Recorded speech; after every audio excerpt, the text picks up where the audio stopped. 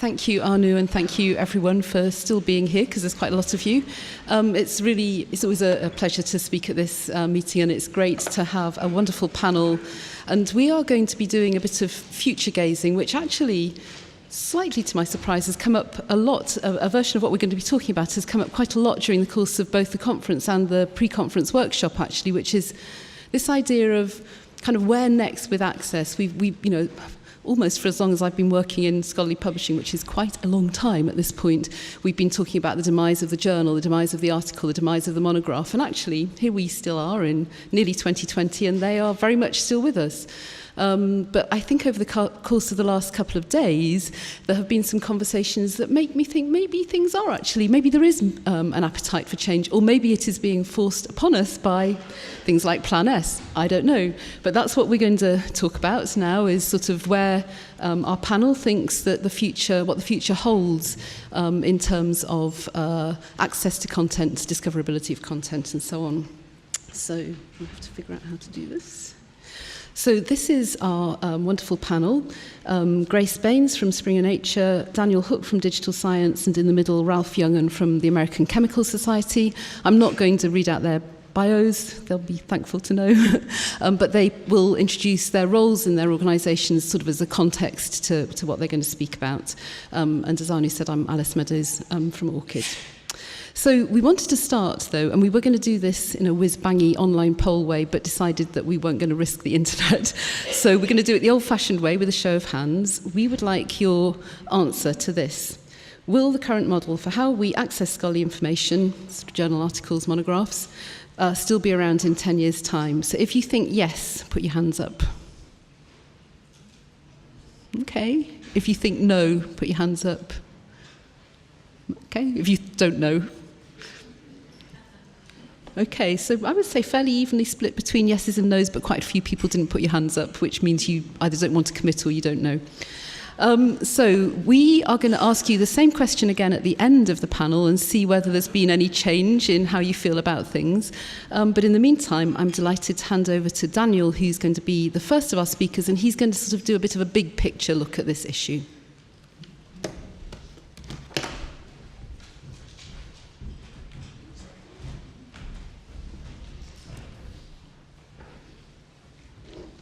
Okay. Well, thank you, everybody. Rediscovering research is the title of my section. And as Alice said, I wanted to give you a very high-level overview of some of the things that we've been thinking of at Digital Science. So for those of us who don't know us, Digital Science is primarily a technology company, but we work with publishers, we work with funders, we work with institutions, and we work with researchers in trying to give them software tools that improve their experience. And I guess over the 8 years now that we've been around, we've been really focusing down much more carefully on the space really around scholarly communications. We have a slightly broader width of different pieces of software than that, but that's really the core of where we work.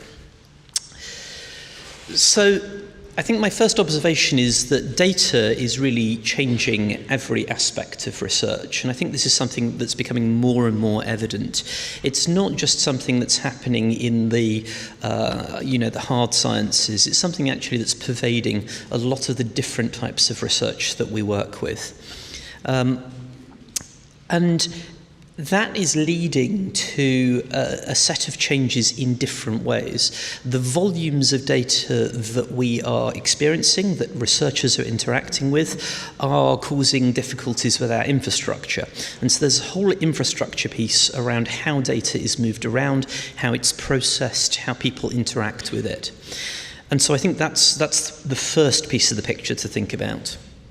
We then have a piece around the cost to acquire data, what we do with it. Data has never been so available as it is now, and it has never been available at such low cost. If we think about social scientists and their ability to work with data sources like Facebook and the kind of data that are becoming available, we're actually seeing not only the research world engage with those sources, but we're also seeing those sources having very real effects on our politics and on the world in which we live. And so there's a real ethical framework that has to be thought about in terms of how we're interacting with data. And it's a very different ethical framework in some sense than the one that we have to deal with in the typical places where we've thought about ethics around animal trials and these types of pieces of work. It's now actually a more general framework that we actually have to apply across all of the pieces of the puzzle that we're thinking about. Reproducibility has been a hot topic in much of publishing and in lots of other areas around how research is done. And what I'm hoping to give you today is a little bit of an insight into how we're thinking about some of the dynamics in this area. The cost to store data is now much, much lower than it ever has been before. And actually we start moving away from this world where we have to throw away data to the world where we have too much data, and actually we need to be more careful about versioning it and thinking about how those data relate to their previous versions and future versions. There's also now a diversity of formats. We're starting to see a lot more different ways of publishing. We've had data journals come up in the last couple of years. We have people sharing things pre-publication on platforms like Figshare and Dryad. We have all of these multiplicity of different formats that we're starting to have to engage with. And then there's a whole piece around skills and training. Lots of researchers are not set up to engage with this new world. They don't necessarily understand the different technologies and the subtleties of the technologies that we're involved with.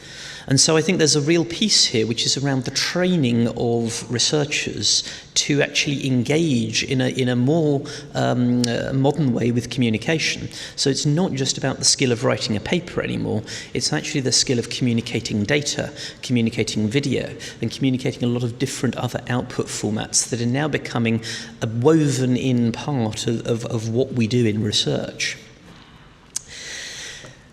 All of this is casting, I think, real problems in the area of career progression. People have historically progressed in their careers by getting a paper in Nature, Science, Cell, one of the big high-impact factor journals. But in fact, the things that are of most value now are highly curated, highly accurate, well-understood data sets. And there is no way to get your professorship currently for being world-class at creating those data. And so I think that these are just a few of the different aspects that are driving the research picture and how we interact with different parts of the research cycle. In the world around us today, we have these fantastic devices. If I took a picture with my iPhone, then the kind of data that's available behind that picture is absolutely massive. I can tell you where I took it, I can tell you what the aperture was, I can tell you all sorts of technical details of how the camera operated, my location, and all of these contextual things around this picture. Here's a picture that I took while I was in New Zealand last time, and indeed you can gaze into the core of the phone and you can find out all of these details.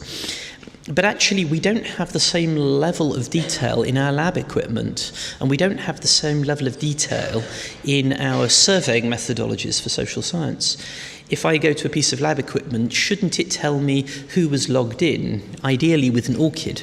Shouldn't it tell me which institution is affiliated to the piece of equipment? Shouldn't it tell me the serial number of the equipment? Shouldn't it tell me the air pressure in the lab at the time? Aren't these all things that we should have around any experimental result that we try to garner?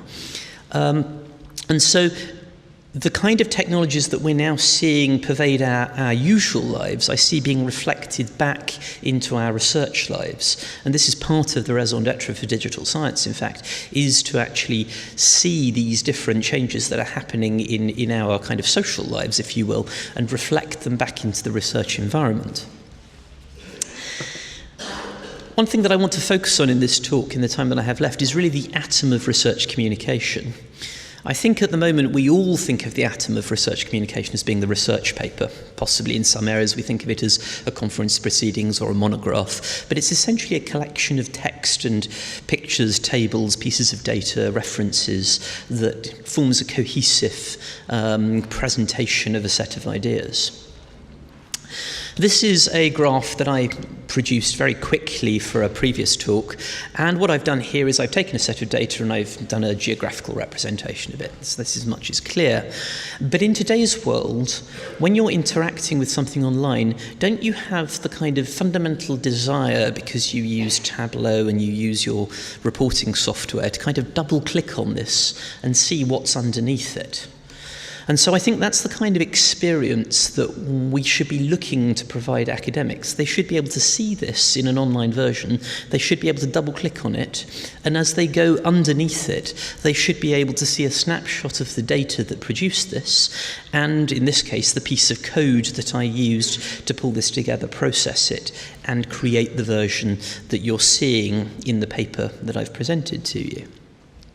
So in some sense, I'm proposing that there should be a kind of a high-level layer with the output that you want to experience, and underneath you see a kind of a data and analysis layer which encapsulates the software, the versioning, perhaps the weak provenance that we currently have, but hopefully going to a more stronger provenance around how these things have come together.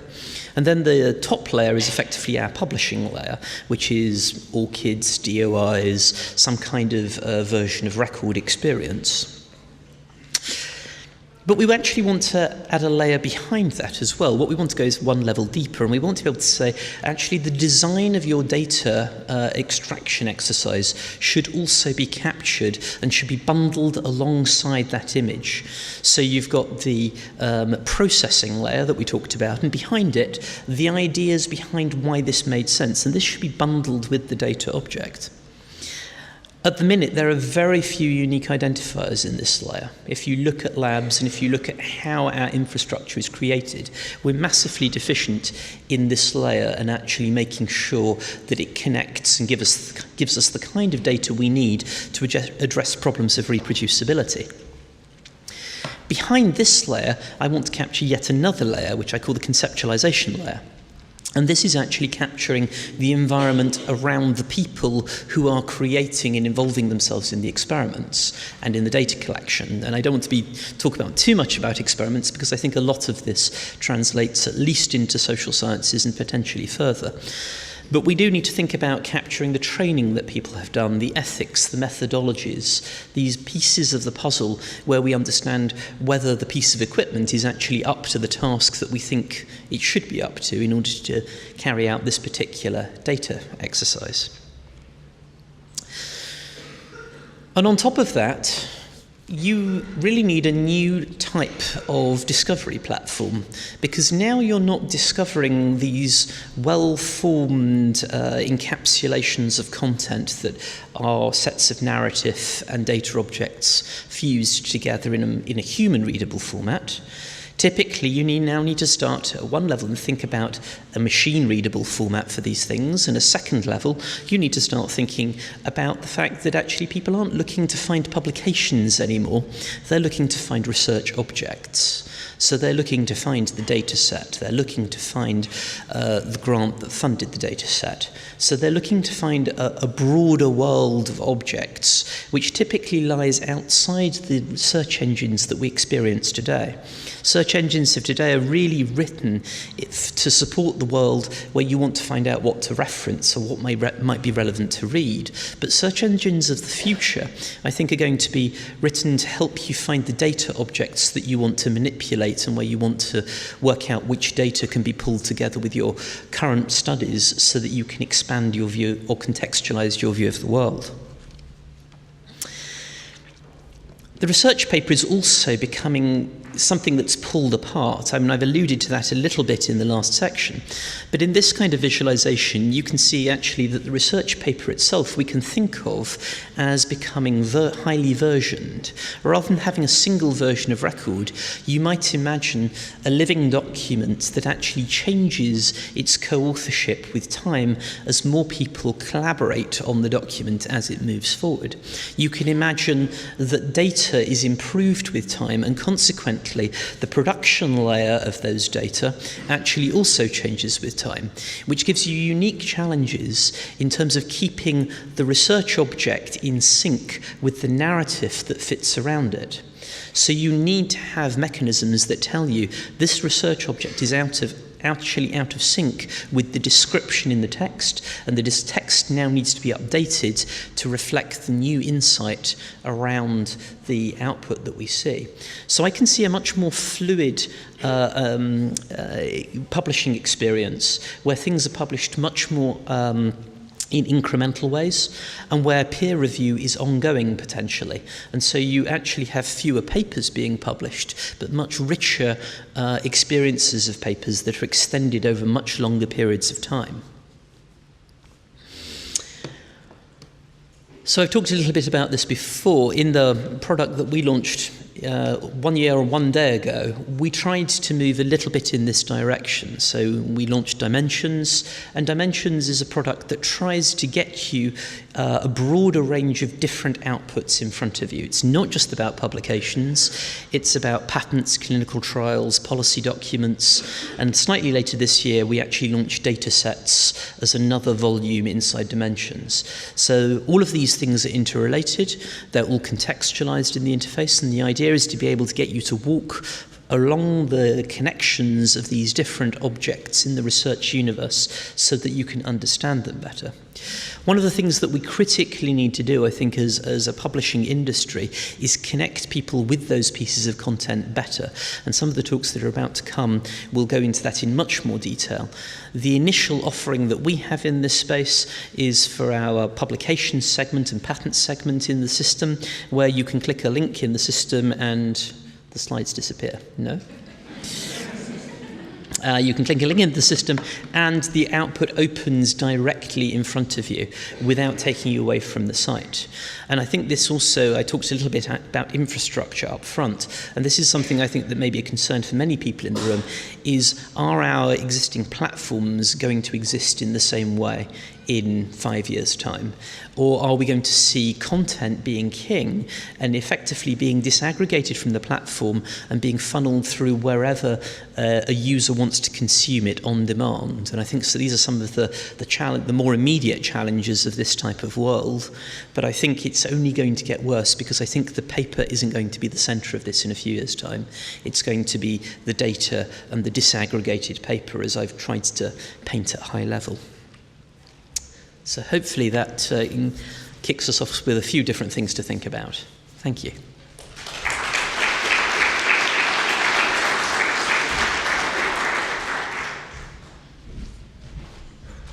So we're going to pause between each presentation for any very specific clarifying questions for each speaker, but if you could hold any kind of broader ones to the end.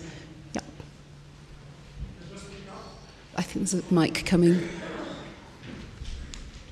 I just want to say that it's a great idea to switch from paper to data, because in biomedicine it's just a PDF image which we work with. It would be great to have an underlying data for it. An important aspect where you should also incorporate is research integrity. Yes. Because a journal which introduces such a model will lose authors, but the authors which will remain or will come, they will be the quality authors, the honest ones. Yeah, no, absolutely. When I'm talking about ethics, I'm thinking about it as ethics writ large. So integrity of the data, but also research integrity. I think that's absolutely integral to what the message I'm trying to give. That's right. Okay. Thanks again, Daniel. So next up we have Ralph Youngen from the American Chemical Society. So as Daniel said, he's going to do a bit more of a sort of deep dive and give us a great update on RA21, which I'm very much looking forward to. Thank you, Alice. So yeah, I am actually here today in my capacity as one of the co-chairs of the RA21 initiative. And if you're not aware, RA21 is a joint initiative of the International Association of STM Publishers, as well as NISO, which is the National Information Standards Organization in the States. So RA21's roots go back quite a ways. Back in 2015, a group of corporate librarians representing some of the leading pharmaceutical companies, they have an interest group that they get together, and they held a special summit on authentication problems they were having. And in that summit, they were really centered on the fact that IP address recognition was not working for them in terms of how their subscribers were accessing content anymore. And what this group, the PDR, came up with was they said our needs are for a single sign-on solution that is based on open standards and that would work equally well whether the corporate researchers are inside of their own network or outside of their network. And they furthermore said we'd like all publishers to adopt this solution. They are particularly interested in having the ability for more granular usage statistics because they like to do departmental billbacks based upon usage, and they can't do that today. And they want a secure a system that would be secure and preserve privacy as well. So they were really hearkening to the fact that when we began to put our content online 20-some years ago, you had to be physically tethered to a campus or a corporate network in order to access the content. But the world has changed pretty dramatically since then, and today we access content via our mobile devices when we are commuting on planes and trains, working from home, and in coffee shops as well. So the need for RA21 is recognizing that we have not, as an industry, kept pace with the way in which our users are accessing content.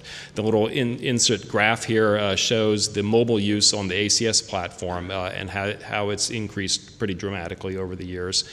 And our users are continually encountering on the consumer web the ease of use for the ability to log in with my Facebook account, with my Google account or something like that, but we really have not embraced that kind of a pattern yet. So RA21 was established in late 2016 and now has very broad industry participation. And the names of the organizations here are not so important, but the color coding is what I want to call your attention to, that the purple organizations are corporations, we have academic institutions as well, software and service providers, and publishers. So we have broad representation from a lot of these different sectors working with us together on RA21.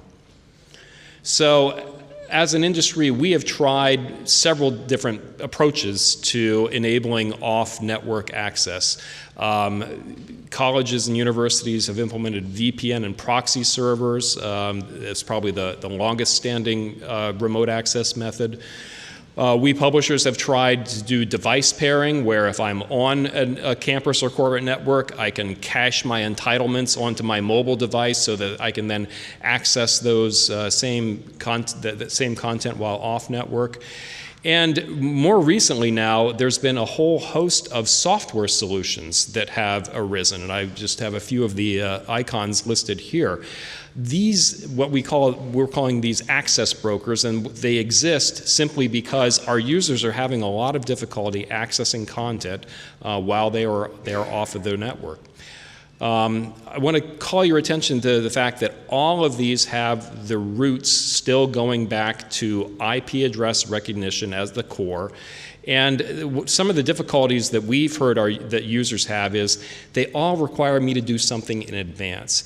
I can't, if I'm doing a research discovery workflow and come across content and I'm off campus or off my network, if I haven't already configured my proxy server, or if I haven't already installed Copernio, or if I haven't already done something like that, I'm out of luck. You know, I can't easily get access to the content.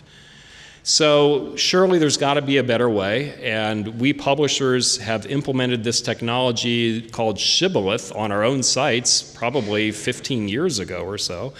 And it is based on a protocol, a SAML security protocol that is a tried and true, very secure protocol. But even though it's widely deployed both by many subscribers and by publishers, frankly, it's just not being used. there is strong advocacy for using these federated identity management technologies. This is coming out of the research community itself. This group of researchers called FIM4R is saying it is really hard to collaborate across geographic and institutional boundaries today. We have to end up using things like Google Drive and Dropbox and using those consumer tools to share research data with one another. So they are calling on this space also to try to step up and to lubricate the environment and make it more seamless and easy for research collaboration to happen through better identity management. So that really is why RA21 that's the challenge that we're working on, is improving the way in which people can log into their home institution as they are navigating the research ecosystem. So if you think about how people typically start a research discovery workflow, we know that they have their tool of choice, and I list some of the research discovery tools listed here. And no matter what kind of searching you do, you're going to come up with a list of candidate articles that span multiple publishers. In this case, first article is from Elsevier, the next is ProQuest, and the third is from ACS. And if you're on network, it's seamless today. You get easy access. But when you're off network, this is what our users are telling us, that they are simply either turning to Sci-Hub or searching for institutional repositories, or they're emailing the author and asking for a PDF because it's so difficult to navigate the systems that we have in place today. So what we are trying to do with RA21 is to simply lubricate that environment so that the user can easily route back through his or her home institution and get access to the content. And that works equally well for academic institutions as well as corporate institutions as well. So we're getting a lot of challenge from the library community about privacy and how this could remain to be a privacy-preserving capability. After all, if I'm doing a login, that feels like you're going to be able to personally identify me, right? That's not exactly true, because what publishers see after the login occurs on the user's home institution, publishers see attributes about that user, but not necessarily the user's full identity. And some of those attributes can be, what role does that user have, like on a campus setting? Is that user a walk-in library patron, or is that user an alumni, or is it an active faculty or staff? These kind of capabilities, these attributes will enable capabilities that we publishers don't have today in order to respond to our users in ways that we can't today. So RA21 has been working on a number of different pilots. The pilot phase is largely done, and I'll talk about the results of those in just a minute. We are really now focusing on developing the user interface to make that seamless, streamlined environment to be able to log in through your home institution. And we are now turning our attention very largely to the post-project phase, to standing this up as a production service and getting a group together to sustain this for the future. So we had 3 pilots that worked on RA21. The corporate pilot was largely those pharmaceutical companies that I talked about. We had 2 pilots that worked on different technical architectures for how to implement this. On our website, we've published the results of all of those pilots, and so you can see those. I also want to note that we had a privacy and security working group as well that was validating everything. These were largely chief information security officers from various organizations working with us that were validating the technical architecture from both a privacy and security posture, and they found that it was both, did not have security vulnerabilities and did not really affect privacy considerations either. We did get some positive note from Outsell recently, some of you might have seen as well, that was published in October of last year, saying that it looks like RA21 is kind of turning the corner and ready for production operations at this point. So in terms of the user experience, these are the key components that we're working with right now. Number 1 is a consistent visual cue that all publishers should hopefully put on your websites that basically lets the user know, okay, I can seamlessly, easily access content through my institution. A flexible search environment, the user has to go through that institutional search one time and one time only, and then the user's institution is remembered in their browser for all future sessions. So in other words, it looks like this. The first time I encounter a publisher site that has RA21 enabled, I see this button that says access through your institution, but every other time after I've gone through that search process, that button changes to say access through the name of your particular institution. So I'm going to attempt to show you a video of how this works. I often try to do a live demo, but we don't have the ability to do that today. We're going to start with a Google Scholar search result.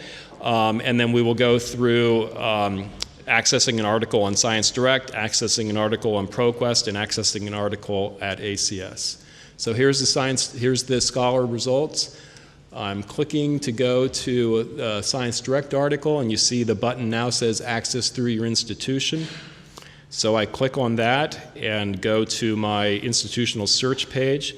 This user happens to have an account at Johns Hopkins, so they're searching there. This screen that comes up here at Johns Hopkins, this is the same login screen I see every single day when I have to log in to access my course management system or anything like that. In fact, if I had already logged in earlier in the day, I wouldn't even see this screen because I would already have a session.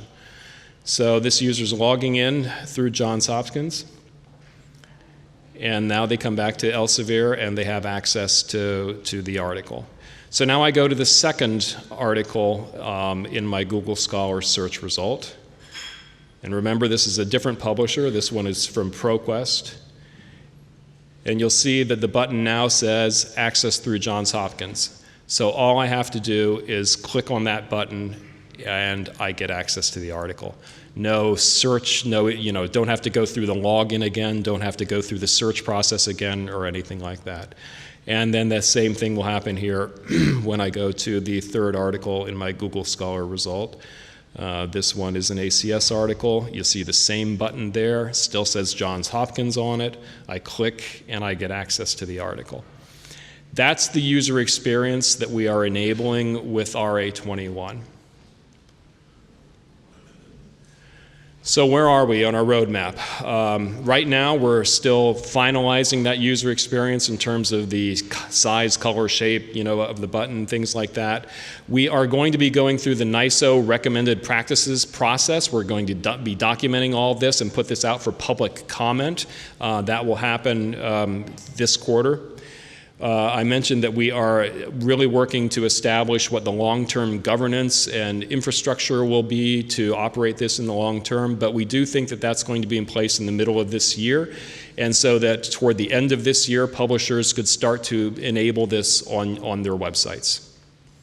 So institutions, the implementation for institutions, thankfully, is really not much at all. If an institution is already a member of an academic identity federation, like here in Germany, DFN-AAI is the federation here in Germany, or InCommon in the States. There are somewhere north of 5,000 institutions that are members of these federations. They really have nothing to do. Their users will simply encounter this user experience as they go to publisher websites.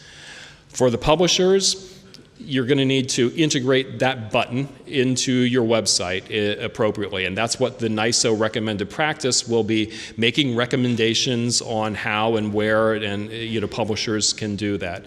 And part of that also will be that search environment that I showed you.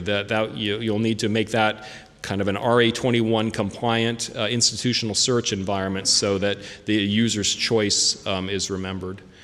And our rollout strategy, we really think that probably in the academic sector, this is going to be an adjunct, that they will probably not get rid of IP address recognition for a while, but this will be enabled for more off-campus use. But we know in many corporate environments, they want this to be the primary means of access. In fact, there are some corporations that cannot use IP address recognition because they use technology like Zscaler, which actually masks their IP addresses. And so that will be, we know that for corporations that'll become a primary means, and that'll allow us to gauge the progress and see if eventually this becomes the primary means for everyone. So there, RA21.org are where all the artifacts are published, or if you have any other questions, or you can email either of the two part-time staff that we have working with us, or Chris Shillem and I are the two co-chairs. So thank you.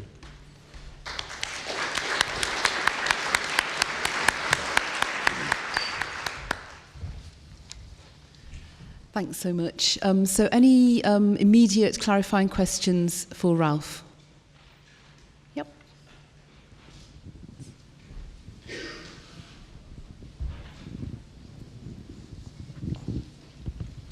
How do you manage if you have two different types of authorization? For example, I'm a member of a society and part of an institution. Yeah, we recognize that that will be the case, and there are even sometimes that people have more than one affiliation, right? I'm an adjunct professor here, an associate professor there, and so we have, you couldn't see it on the video, but there is the ability to choose a different institution. So the user will have the ability to say, I want to do this research finding based upon this affiliation versus another affiliation. So that is part of the plan. Yep. Bruce Hedrick with JSTOR. There is a lot of trepidation. I wouldn't say a lot. There is trepidation in the library community in some quarters. Is it your expectation that as the publishers or content providers start to make RA21 more available, that is going to sort of flutter away, or is there still an active campaign to try to educate the library community on why that trepidation may be not well-founded? Sure. No, there's a very active campaign. In fact, one of the reasons I'm here is I'm meeting tomorrow with the German Library Association. We're having a roundtable discussion on RA21 tomorrow here in Berlin. And the whole RA21 initiative has very active outreach campaigns to the library community. I was at the Charleston conference at the end of last year, for example. So I think it is, I don't think it'll just go away by us enabling it. I think we have to have more conversation and communication with the library community so they really understand what we are trying to accomplish and that we do hear them. We understand the privacy concerns that they are bringing forward, and we are listening, and we want to address those. So it's very active. Thanks so much, Ralph. And as I say, please be thinking about questions that you have for us at the end. We're leaving about half an hour or so for discussion and Q&A, so we're hoping you've got lots to say. And in the meantime, last but definitely not least, Grace Baynes from Springer Nature is going to talk a bit about sharing research data. Thank you very much, Alice. So good afternoon, everybody. So I'm Grace Baynes. I'm responsible for research data and new product development at Springer Nature. That role has really come out of spending the last couple of years looking quite hard at how Springer Nature can help the research community move from open access to journals and books into true open science and open research. And that has many, many flavors, as I'm thankful that we've heard already during this meeting. But my remit was to think about what products and services should we be offering beyond publishing.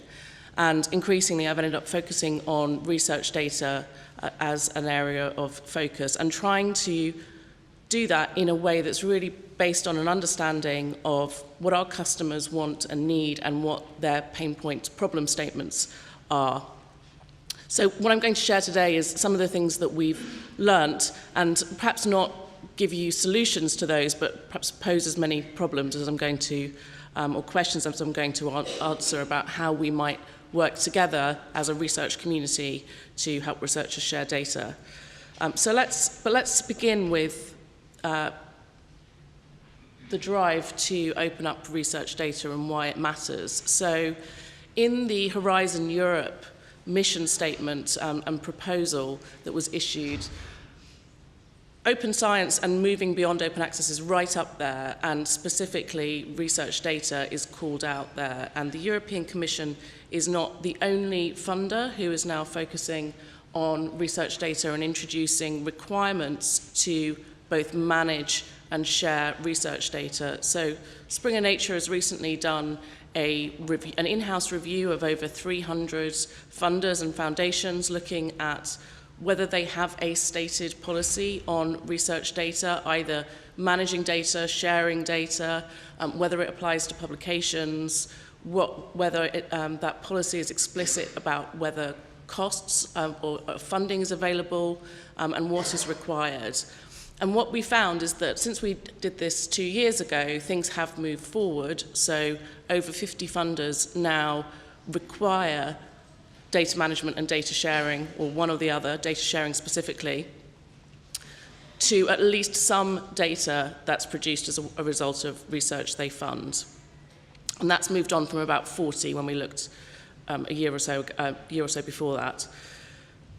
But of the 300 we looked at, the majority still have no stated policy, or at least not a policy that we could find, or a position that we could find in our desk research. And if we can't find it, then probably researchers can't find it either.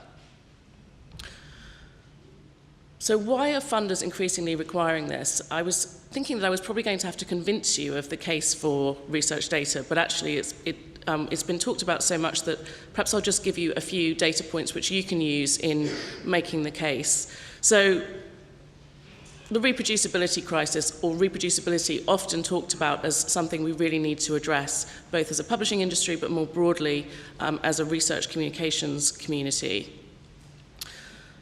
The cost to the US economy of irreproducible biology research has been estimated at $28 billion a year.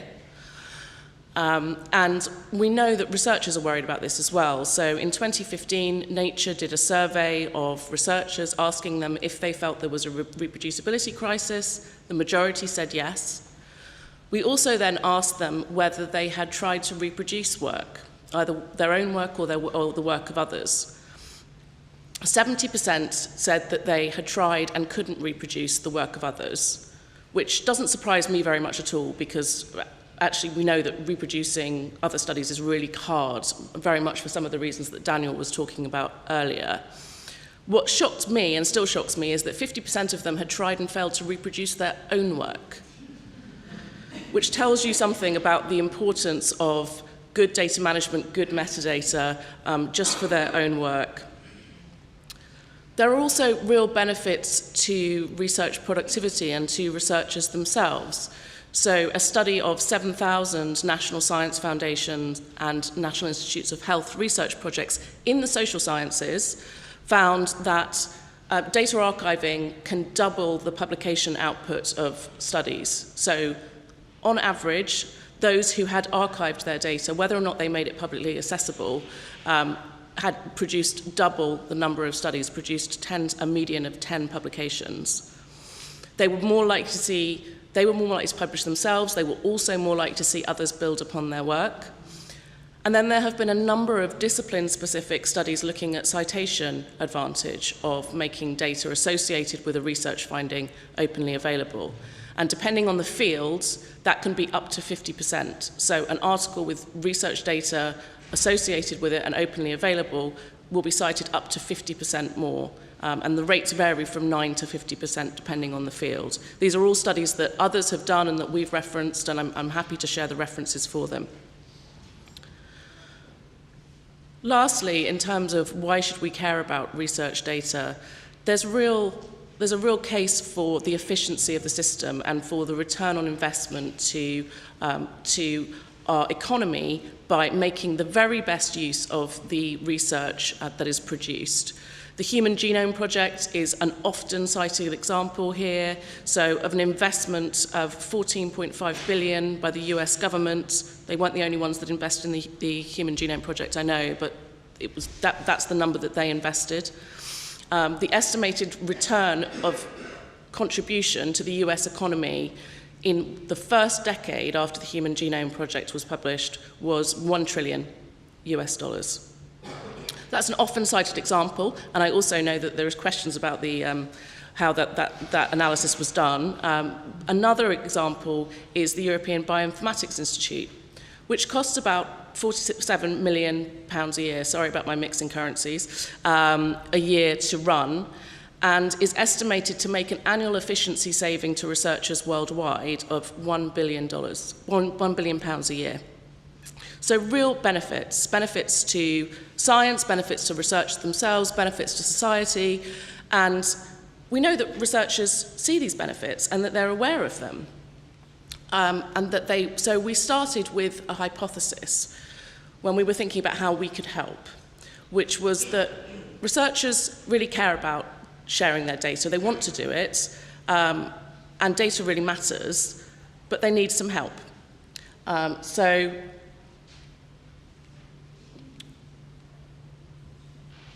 this is all too often what data looks like, which is a file on somebody's desktop with a file name that isn't going to make sense even to that person 6 months later. This happens to me, so I'm sure that it happens to researchers as well.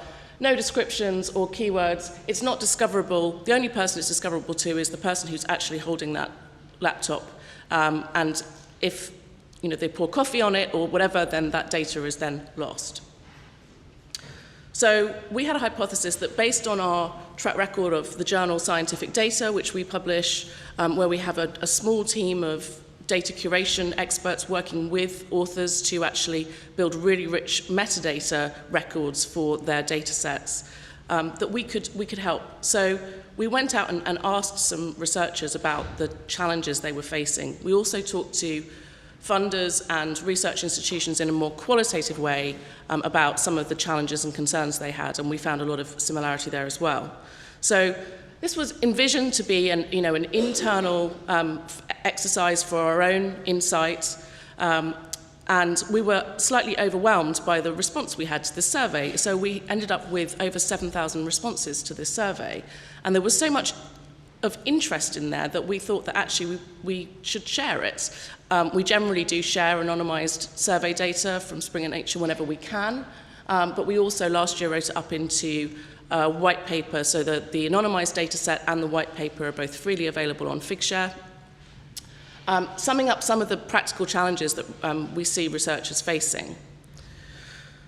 So this is showing you a breakdown of survey respondents by geography. You can see that we had a decent response from both North America and from Europe. We had a very poor response rate from Asia in particular. And so one of the things we committed to do when we published this data last March was that we would actually run focused follow-up studies in China and Japan. We've now done both of those. I'm looking at Anthony because we haven't asked quite the same questions because our thinking and learning has iteratively improved, so they're not always going to be directly comparable, but I think there is some really interesting insight in that as well. And we also looked at different subject areas. One of the other flaws to our methodology when we did it the first time was that we didn't ask enough to really understand whether we were looking at what particular area of humanities and social sciences we were looking at. And we also had a smaller sample size there, so actually doing it per subject in any of those subject areas would have been really difficult. So what we learned. Researchers think making their data more discoverable is important. That varies a little bit by subject, and if you work in the STM sector, you're probably not surprised that biological sciences are so high in terms of rating data discoverability is important because there are social norms and cultural norms in those subject areas, and that the majority of researchers, at the point of submitting an article to a publication, because that's what we were originally asking about, are sharing their data in some way. So 63% of researchers, at the point when they're submitting an article for publication, will share data as supplementary information, deposit files in a repository, or both. The percentage depositing in a repository is actually much smaller, and whilst sharing data as supplementary information is much better than not sharing it at all, it doesn't make it particularly discoverable or reusable. So that's an area that immediately publishers can play a role in improving this. We split out where we could see differences in where we had enough respondents to look per country. We also looked at levels of reported sharing per country. And what we found was really interesting. So when you think that funder policies, the majority of funder mandates are in the US and the UK, you would expect the US and UK to report higher levels of data sharing than other countries. So the global average was 63%, which is that yellow line. Poland, Germany, Switzerland, Greece, Italy, Spain, France, Netherlands, Norway all share more than the global average. The UK is down at 58%, and the US and Canada 55% and 50% respectively. So one of the things that tells me is that while funder policy is really important as a driver, it is not enough on its own. I was realizing actually in this meeting that one of the things we need to look at is what percentage of research, global output, those funders who have mandates fund, because it may also be that there's just not enough people who are subject to mandates yet. There are some subject differences. Again, biological science is much more likely to share in a data repository. It probably wouldn't surprise you that private sharing is much, much more common than public sharing for a number of reasons, we think. Ease, confidence in that data, confidence in their ability to share the data. But the three most common methods of private sharing are email, USB and flash drives, or file sharing services like Dropbox and Google. That's what's happening with the research data that researchers are producing now. And as I said, the most common way of sharing publicly is supplementary information to journal articles. So that was 51% of researchers. This is from the global figures. So then we were asking them, okay, well, what's stopping you? What problems do you have? What challenges are you experiencing? And the number one answer from the survey we did in 2017 and reported last year was organizing my data in a presentable and useful way.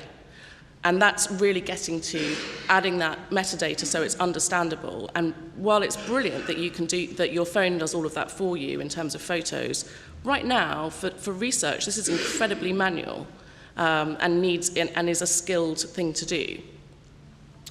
Unsure about copyright and licensing, whether they have the rights to share. A lot of what I've seen from the survey data is that many researchers think that once they've published an article, the publisher owns the copyright to the data. So there are some things that we need to change there, not knowing which repository to use, and that the help desk that we run to help researchers manage and share their data, that's the number one question we get asked is I don't know which repository to use. Interestingly, some other research that we've done since in China and Japan has brought out a much stronger a reason that trumps all of these, which is concerns about misuse. And with digital science and Figshare in the State of Open Data Report 2018, we also asked about this, and again, that was the number one reason. And so I think as a community, we really need to understand much better what are researchers concerned about in terms of misuse of their data, and how can we help mitigate those concerns. We then asked about motivations, so why do you share? And again, this is from the State of Open Data 2018 report that Figshare and Digital Science produce, and we're really proud to collaborate with them each year on that. Number one reason was increased impact and visibility of my research. And this is, to me, is really important, is researchers, they do think public benefit is important. They want to do it for the good of science, but they want to do it to advance their career. They want to do it to advance their research. And getting proper credit for sharing data is right up there as well. Journal publisher requirement to share was much higher than I expected, and again, funder requirement, which is further down, was much lower. We also, with digital science, asked researchers if they think they get enough credit for sharing research data, and overwhelmingly they said, no, we don't get enough credit. And this is, for me, this is the real issue that we need to tackle, which is researchers, it needs to be worth their while. They're busy people, they have so many demands on their time, they have so many things that they're expected to do, and right now it just isn't worth them spending their time, in the majority of cases, in making their data easy to find and for others to use and reuse, because they're not seeing the benefit to them. I thought the way Daniel expressed this in terms of, you know, there's no way that you're going to get a professorship currently for being really excellent at organising your very valuable data set, really brings it home to me.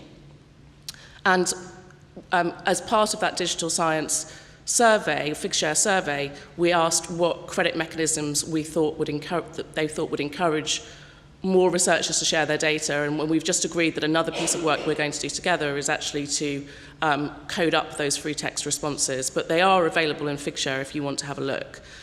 But I would say the common themes from a very quick initial review that I did were citation, so making sure their data is cited or their research is cited, co-authorship and collaboration opportunities. So if you're using somebody else's data in the same way as if they give you a reagent or something like that, actually considering them to be a co-author on the paper, and credit in research assessment. And then lastly, getting cited is a real motivator for sharing data. So again, this is something that publishers can really do and can help with. There is, there's a long-standing initiative to try and bring in stronger ways of citing data and doing it more routinely, and I think we can all play a part there. So lastly, I just wanted to say that this isn't something that publishers can or should do alone. This isn't something that funders and libraries exclusively have responsibility for. This is a big, thorny problem, and we all need to work on it. There's a lot to do. We need to make sure we have really clear policy, both from funders, institutions, and journals, that there is funding for this explicitly, better education and support, easier ways to share, and really looking at this question of credit and incentives, including research assessment. So thank you very much.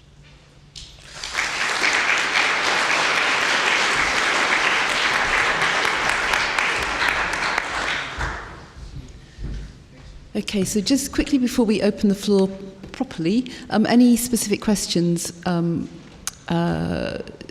Grace on this?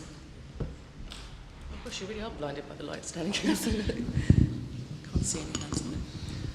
Okay, so we're going to open it up for discussion. We do have some questions that we prepared earlier just in case you are reticent, but we're hoping that you are going to have lots of questions and comments for the panel to discuss. So anyone want to kick off the discussion? So about the data sharing, in the last slide you had this poll, and one point was missing because a lot of scientists would never share their data because it's their private data. They want to make more papers with this, and even if they publish it, it's nobody else's business. So this is the attitude. Why wasn't this aspect included into how to make scientists actually share data, not just invite them? So you're absolutely right, and we did ask researchers, as many other surveys and studies have done. So one of the specific options was concern about being scooped or wanting to make more out of their data before they shared it. And in every study I've seen, this is a very low percentage of people that say that that's what they're worried about. So that's why it's not up there, because it was a very low percentage of people that said that. However, and Alice may have a view on this from her time at Wiley and being involved in the Wiley survey as well, I think that's massively underreported, and I think when you look at people being concerned about misuse of research data, I think we're going to find that it's more, I want to get all of the benefit out of it first. So I think you're right, but the survey data doesn't tell us that right now. Just add actually that I think you're right, but I would speculate that it varies a lot by discipline, and that there are some disciplines where there's a real cultural norm of sharing everything, and there's some where there really isn't. So yes, please. Yep. Can we have Anthony Watkins, and I'm sorry just to jump in like this, but this is exactly the question we've been asking. Of course, you get a different response from interviews. We do I would have said there's quite a lot. And also there are people who say, well, it's not suitable for sharing because it's got, you can tell who the people, if you go into social sciences or medical areas, you can't do that. But you probably had that. But they did actually say when you probed it, but they wanted to hang on to it. No, and there are good reasons not to share data or make all data openly available. There are some data that should be. Mark Cannell from Figshare says, as open as possible, as closed as necessary. So sensitive patient data or data with human identifiers in it shouldn't be made openly accessible. Shouldn't be open data unless it's anonymized appropriately. Data that has information about endangered species, for example, that might raise risks there, needs to be. Now, it can still be shared, but then there need to be different mechanisms to share that appropriately. So, for example, there's a group of funders who are working together on enabling access to clinical trial data. As long as you have, you should have access to it, but that it's discoverable. So the important thing, there's making data openly available is one thing, but actually knowing the data exists in the first place and where to go and ask for it, even if you can't actually, you then need to get permission to use it, would be a very big step forward from where we are today. Yep, there's a question here at the front.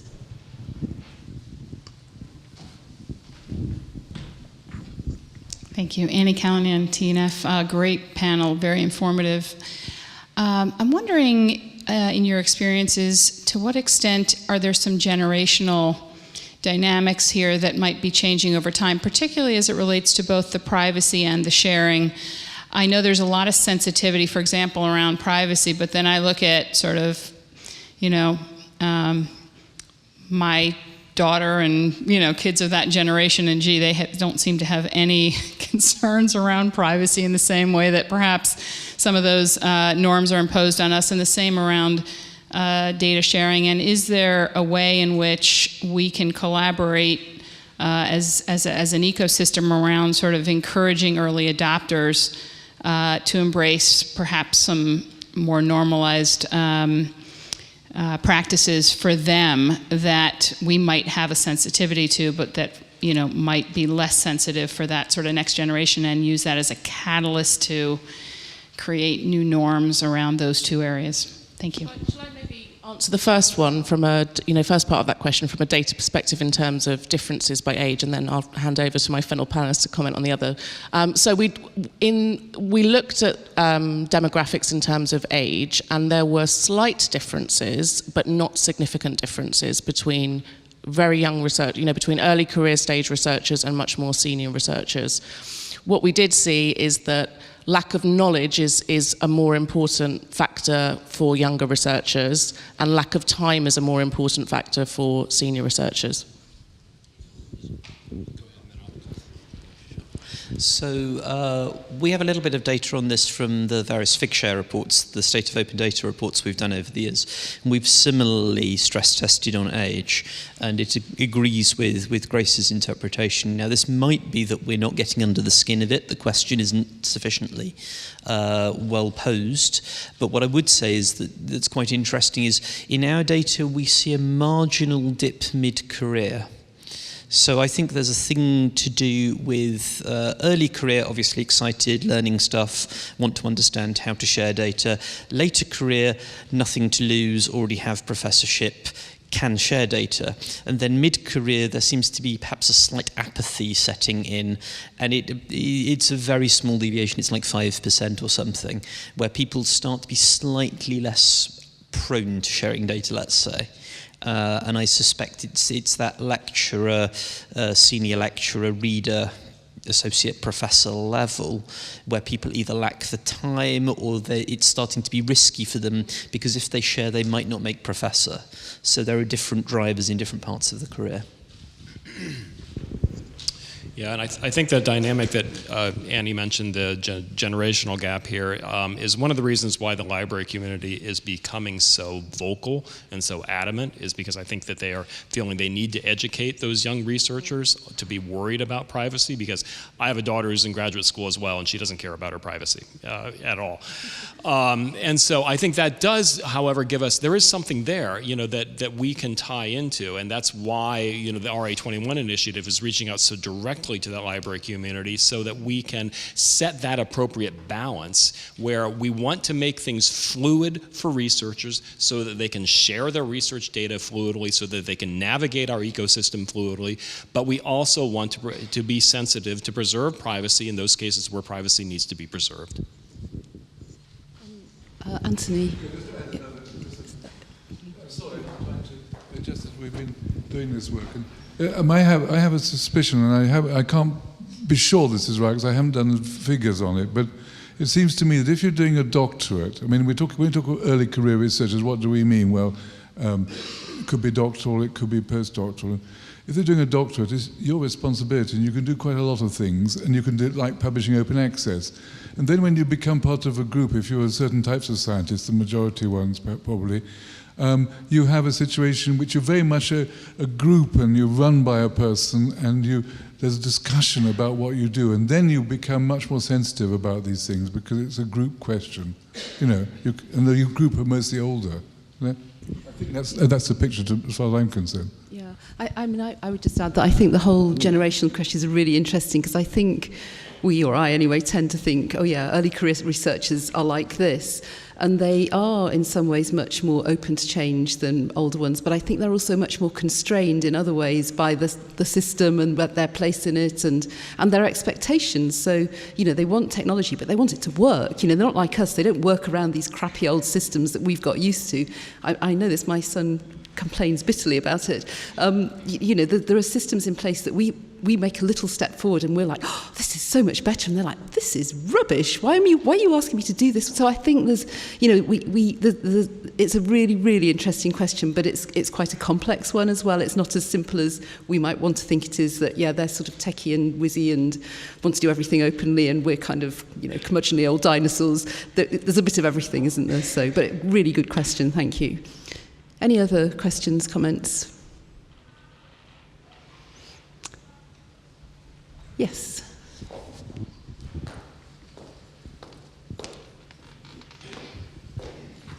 I was just Damien Pattinson from Research Square. I was just wondering, it feels that if there is an issue with sort of trying to encourage authors to share their data, then one way of doing it is by making it nicer in exactly the way that Daniel described. Now, that at the moment there doesn't feel like there's much of an incentive for people because it will get posted on the paper, or there's no, it's not in any way dynamic, so there's not really much value, and I don't think publishers have really addressed that enough. And I think I wonder, how we can get to more like your world, where these, I can't think of it. Maybe Dimensions is the answer, but I can't think of any journals in particular that are particularly active in pushing, in providing better functionality there. So, can you give any examples?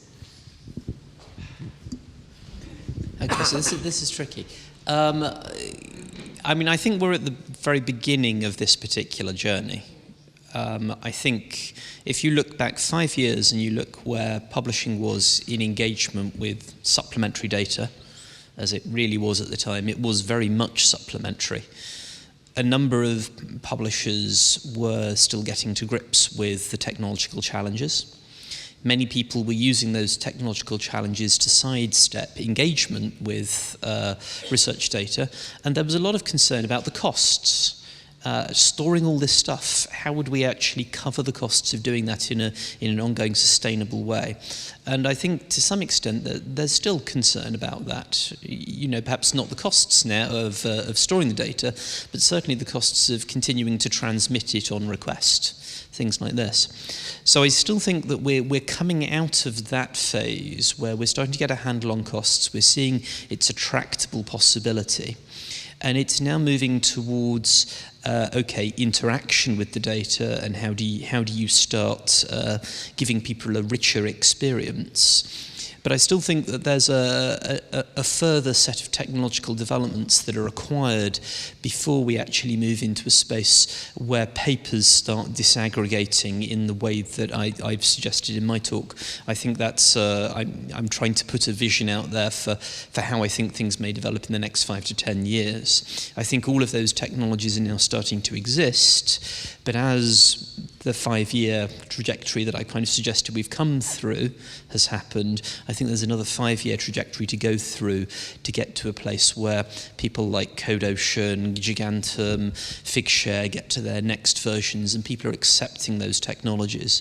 So I think there are a number of technologies out there that are really quite interesting and again will start to move us towards that slightly more disaggregated experience. Yeah, I also note there's a difference between work-in-progress data and final published data as well, right? And I think as more science becomes more open and collaborative and that work-in-progress data sets are being shared more and more, I think there could be a natural evolution that kind of takes place where, you know, that expectation then carries over to final published data sets that I want to put out there. And why wouldn't that be made available kind of in the same dynamics and same platforms and things like that, and open and shareable. So I wonder if that evolution isn't kind of naturally going to take place for us as well. While I have the microphone, I might pose a question to my fellow panelists, if I may, on a different, slightly related but slightly different topic. So I wanted to ask if, thinking about the startup session this morning and those, starting with a problem statement, if there was no legacy of academic publishing and research publishing, if we didn't have journals, monographs, and you were designing research communication now, would it look like the kind of vision that Daniel presented, or would it look different, and if so, how?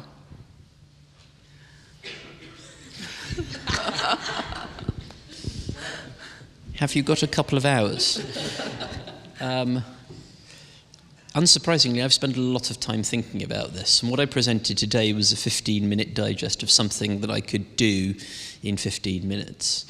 I think we are disproportionately... the publications that we interact with today are created or are derivative of a kind of humanity. They are something that has a date associated with them. They are something that you can hold in your hand. And that physicality is tremendously powerful, and it's what has led us down the route we've come to, and it's why, in some sense, the PDF is so enduring as a format, because it feels like something you can hold. I think we're starting to get to a level of technology where machine readability is becoming more important simply through volume. We have so much of this stuff now. Being able to interact with it and have our intellect and our capability enhanced by the machines we've created is critically important in the next stage of research. And so I think that the technological change that we're going to see is initially going to be overlaying the physicality of the experience that we like with augmenting technologies which give us that enhanced world and give us that machine-readable world. But I think then there's a further technological advancement which actually allows us to consume things which are much more complicated in structure, but they're able to recast them in something that looks like a PDF, but everything that happens underneath it is actually completely different. And you can imagine, a number of data sets existing. You could imagine having very rich metadata and narrative around those research data objects, and then some kind of AI on command pulling together those different objects and narratives and creating a paper on the fly. So I remember being at a publishing conference in the early days of the web, and someone gave a presentation. This is when we were really just grappling with what an HTML article would even mean and look like, and someone gave a presentation to said this is going to be great because authors will be able to write different versions of their articles for different audiences. And when you come to the website, you'll be able to easily, if I'm a general public, I can get this version of the article. If I'm kind of a undergrad level, I get this version. If I'm a PhD researcher, I get this version. Isn't this going to be great? How many of us have those kinds of articles? And I think we can't ignore incentives, right? Because there is no real incentive for the authors, to do that. And the incentive right now is, frankly, make a Word document and give it to the publishers and let them produce a PDF. That's kind of the state of our systems today, right? And not just our technological systems, but kind of the tenure systems and everything. That's kind of the state of the play today. So until incentives start changing, I wonder, if it's going to take more work to get to the point that Daniel that you have out there. It's not incentivized to do so. I completely agree that technology is not the problem, the culture change is the problem, and this is absolutely clear. And it's always the way, isn't it? Thank you. Yes, question, Angela, in the middle.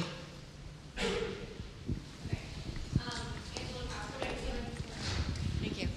Angela Cochran from the American Society of Civil Engineers. I don't disagree with sort of that vision of the layers on top of the articles, or, as we've been talking about for 20 years, the article of the future. The concern I have is that it appears to be expensive and resource intensive. And as publishers are under pressure to make sure that APCs are as low as possible and subscription prices don't go up, I don't see, and we have a research community that is stretched more and more and more, whether it's from mandates to make their data look nice and write data papers to explain how they did it, get their code cleaned up and logged in somewhere, all of the other things that we're asking authors to do or their funders are asking them to do. How do you see this actually moving forward in the future? So it's a good question. I think a lot of this is around instrumentation and tools and building them into the workflow so that it isn't additional work. So in fact, a lot of these things, in the same way as when I took that picture with my iPhone, I got all that rich metadata for free. I didn't put in the location, I didn't put in the shutter speed and all of that. That happened for me. The piece of equipment or whatever my surveying technology is, whether I'm using Qualtrics to do a social science survey, or I'm using video equipment to interview various people in a community, or I'm doing a lab-based experiment with a spectroscope, all of that needs to be built into the equipment, and that is going to happen. We actually invested in a company in North America called TetraScience a couple of years back. TetraScience retrofits lab equipment so that it becomes aware of the internet around it, and it can report more of the data back into various other things that people want to do with the data. It also allows the equipment as a bonus to become controllable from home. So not only do you have the bonus of richer metadata associated with your experiment, you can also switch it on and off from the comfort of your bedroom, rather than getting up at 3 o'clock in the morning to go to the lab to set the experiment going again. So there are a lot of things that are starting to make life more tractable in certain ways in research. We, I think, right now are at almost a low point in terms of the technology not being quite sufficiently where we need it to be, and people needing to do a lot manually, which ultimately should go away. I think the challenge actually continues to remain any kind of curation around quality. Quality continues to be a kind of an objective, human, or possibly more subjective. What do you consider to be of good quality in your data? That's not something we can completely automate with machines right now, and that's challenging.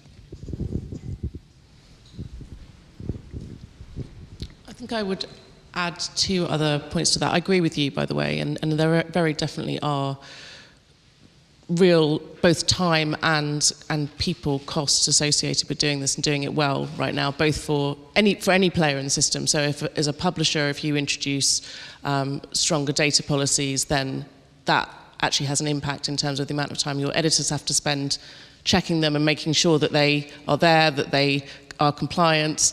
Some publishers have decided that that's worthwhile, but it is an investment of time. It's a manageable amount of time, but it does add to time. So that is a consideration. But I think it will increasingly become like, for example, we now all do plagiarism checks on the content that we are considering for publication, and we now have good tools to do that available to us. And I think we will get to the point where there are better tools available, and also it becomes the expected norm that something like data availability statements will be included in an article, and I think funders will increasingly require that as well. In terms of researchers and the cost to them, this is perhaps a naive Pollyanna view, but to me it comes down to those questions about efficiency and the efficiency of the research. So spending a little bit of time and using a little bit of a grant, if you have one, to do this and to plan how you're going to manage and store your data, for example, and then do it and do that well, could make that research much, much more effective and efficient in terms of its benefit to society, in terms of what you learn and understand and your ability to move faster. So it's a little bit like, when I am lazy about organising my own files, and then it takes me a lot longer to find something than if they were organised well in the first place. Well, I will say, speaking as the mother of a doctoral candidate who is literally a slave to the microbes in her lab, your vision of a world where that can be done from home cannot come soon enough. And I am going to do what you did, Grace, and take advantage of the fact that I briefly have the mic, if you don't mind, to ask a follow-up question, actually, to you guys about... so what... are there any big missing gaps in the infrastructure at the moment, or is it just that we aren't using what we've got well enough? That the infrastructure to enable these changes?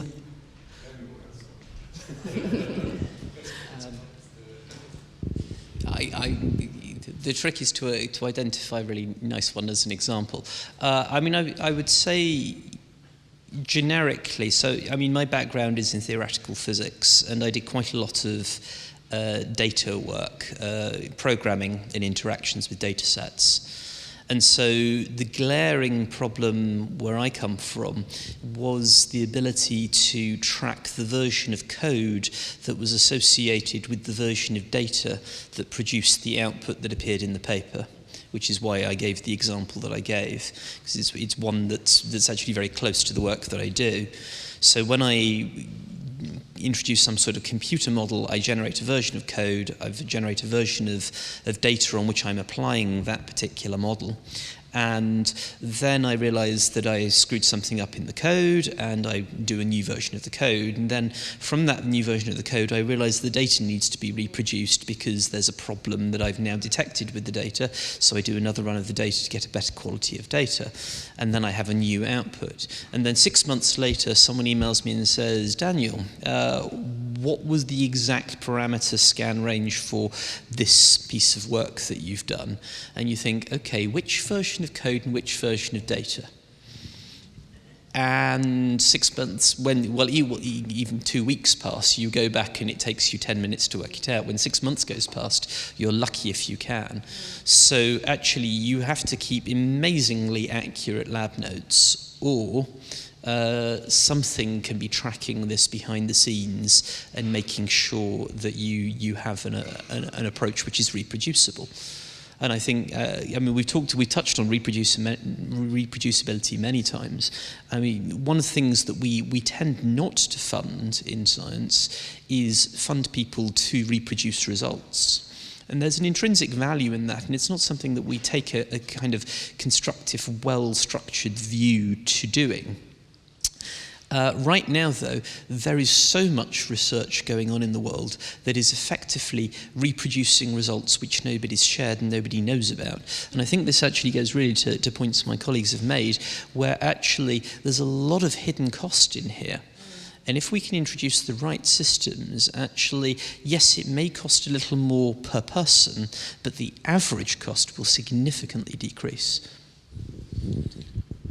Yeah, I think your example of the of the cell phone taking a picture and doing all that for you is really a good example, and that there is a technological component, a technological gap here that needs to be filled to make things easier like that for data management.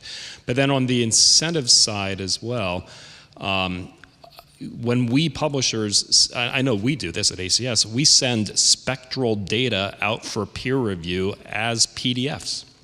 Right? I mean, we just take that nice, rich data that we might have been supplied and flatten it out and give the peer reviewers a stupid PDF file.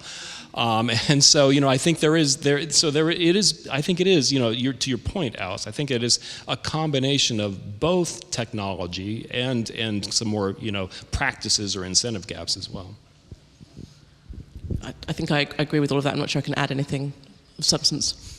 Well, which is great, because I think we're pretty much out of time, but we promise to come back to you all at the end and see what you now think about whether we are going to be, whether the way we access and discover content, the sort of publishing models that we use at the moment, will be the same in 10 years or different. So who thinks they'll be broadly, the same ones will be in place, I should say?